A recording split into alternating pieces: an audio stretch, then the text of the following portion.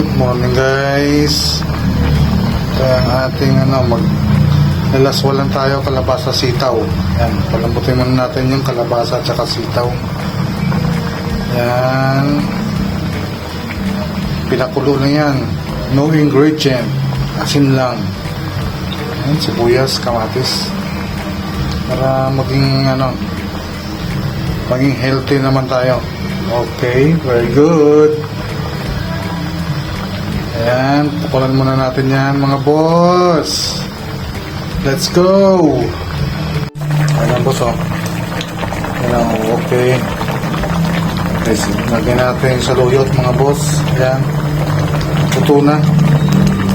Ayan mga boss. Yes, sarap niyan. Laswa.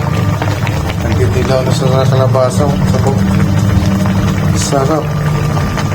Okay mga boss, panantay natin.